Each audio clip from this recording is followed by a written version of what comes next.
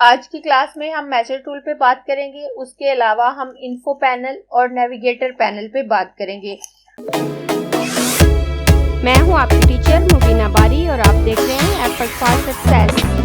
मज़ीद वीडियोस और अपडेट के लिए आप हमारी वेबसाइट विजिट कर सकते हैं। उसके अलावा आप हमें हमारे फेसबुक पेज पर भी फॉलो कर सकते हैं। अगर मैं आई ड्रॉपर टूल पे क्लिक करूं तो इसके नीचे मेजर टूल है और मैं यहाँ पे क्लिक करके इस फ्लाईआउट को बाहर निकाल लेती हूँ और मैं यहाँ से मेजर टूल लूंगी।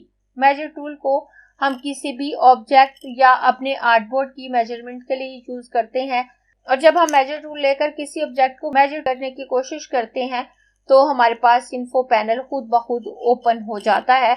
मेजर टूल की कोई एक्स्ट्रा प्रॉपर्टीज नहीं होती और ना ही इसका कोई बहुत लेंथी काम है। जस्ट हम इसकी मदद से एक ऑब्जेक्ट से दूसरे ऑब्जेक्ट के दरमियान का फासला नाप सकते हैं या एक ऑब्जेक्ट की विड्थ या हाइट नाप सकते हैं या अपने आर्टबोर्ड की विड्थ और हाइट नाप सकते हैं।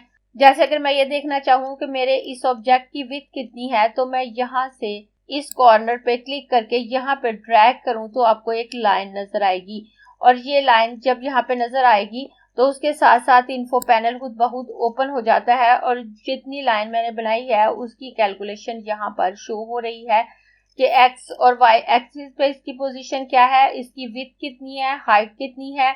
और अगर मैं यहाँ से इसे डायगनली मेजर करूँ तो डायगनली भी कर सकती हूँ। आप देखें जैसे ही मैं इसे डायगनली मेजर करूंगी तो उसी के मुताबिक यहाँ पे इंफॉर्मेशन आने लगेगी। अगर मैं यहाँ से इन दो ऑब्जेक्ट के दरमियान का फासला नापना चाहूँ तो मैं ये भी नाप सकती हूँ। उसके अलावा अगर मैं आर्टबोर्ड को नापना चाहूँ तो मैं यहाँ पे क्लिक करके यहाँ पर क्लिक करूंगी तो आप देखें मैं इस आर्टबोर्ड का फासला नाप सकती हूँ और ये मेरी लाइन किसी भी एंगल पे आ सकती है, लेकिन अगर मैं शिफ्ट प्रेस कर दूं तो ये बिल्कुल स्ट्रेट बनेगी। आप देखें चाहे मैं इस कर्सर को ऊपर या नीचे मूव कर रही हूँ ये मेरी लाइन बिल्कुल स्ट्रेट है।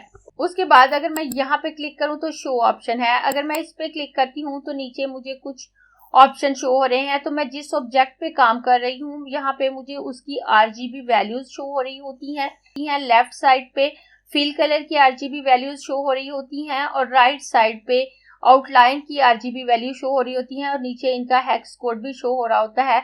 जैसे अगर मैं इस ऑब्जेक्ट को सिलेक्ट करती हूँ तो सिलेक्ट करने के बाद आप देखें यहाँ पे मुझे इसकी RGB वैल्यू और हेक्स कोड शो हो रहा है, लेकिन इस ऑब्जेक्ट के बाहर आउटलाइन नहीं है तो आउटलाइन की वैल्यूज यहाँ से हाइड हो गई।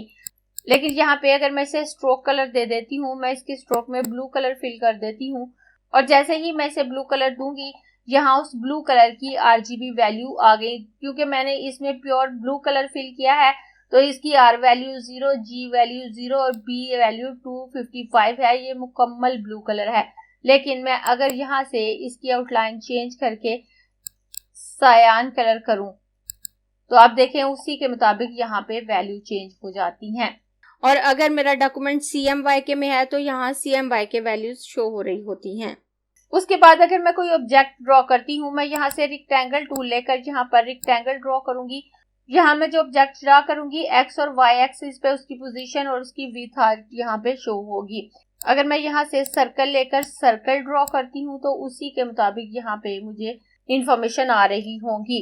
मैं इसको डिलीट कर देती हूँ और इसको सिलेक्ट करके इसको भी डिलीट कर देती हूँ। और अगर मैं यहाँ से जूम टूल लूँ तो आप देखें यहाँ पे मुझे जूम ऑप्शन शो हो रहा है और अगर मैं इसे जूम करूँ तो जितने लेवल पे मैं जूम करूंगी उसकी इंफॉर्मेशन यहाँ पर शो होने लगेगी। मैं वापस इसे फिट ऑन स्क्रीन कर देती हूँ। और इन्फो पैनल की सिर्फ इतनी ही डिटेल है कि जो भी वर्किंग हम कर रहे होते हैं उसी की डिटेल हमें शो हो रही होती है। और उसके बाद इसी के साथ नेविगेटर पैनल है। इसके अलावा अगर मैं विंडो मेन्यू में आती हूँ तो यहाँ पे भी हमारे पास इन्फो पैनल मौजूद है और कंट्रोल F8 इसकी शॉर्टकट की है। अगर हम अपने कीबोर्ड से कंट्रोल F8 प्रेस कर दें तो भी इन्फो पैनल ओपन हो जाता है। इस वक्त हमारा नेविगेटर पैनल ओपन है तो अगर मैं इन्फो पे क्लिक करूं तो आप देखें वापस मैं इन्फो पैनल पे आ जाती है मेरी सिलेक्शन। और अगर ये ओपन नहीं होगा तो ये ओपन हो जाएगा। जैसे मैं इसे क्लोज कर देती हूँ और विंडो मेन्यू में आकर यहाँ से इन्फो पे क्लिक करूं तो यही पैनल मेरे पास आ जाता है।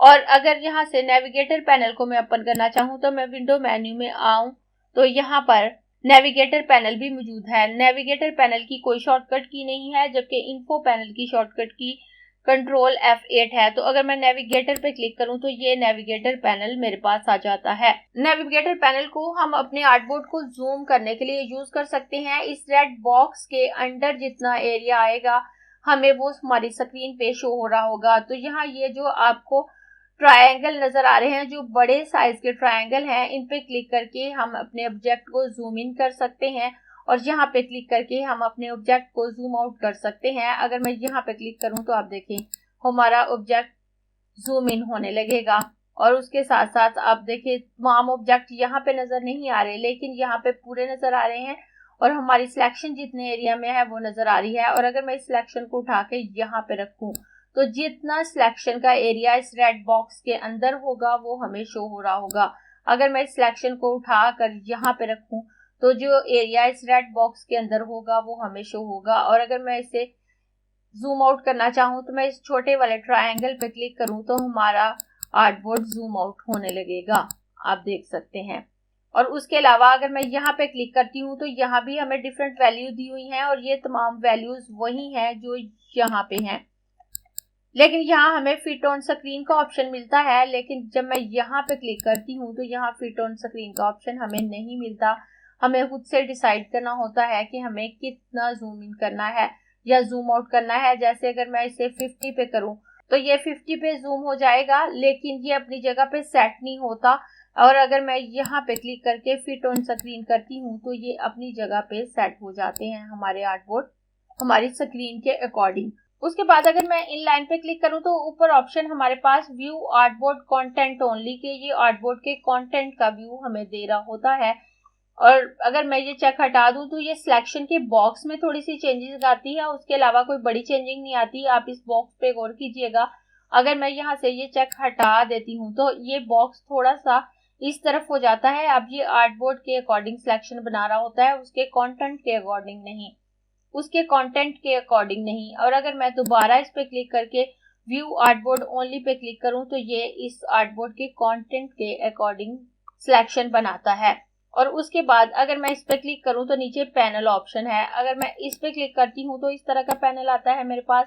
तो यहाँ view box colour light red है। ये जो सिलेक्शन हमारे पास आ रही है इस बॉक्स का कलर लाइट रेड है जो यहाँ पे है। और अगर मैं इसको चेंज करना चाहूँ तो मैं इस पे क्लिक करके इसमें से कोई दूसरा कलर लूँ।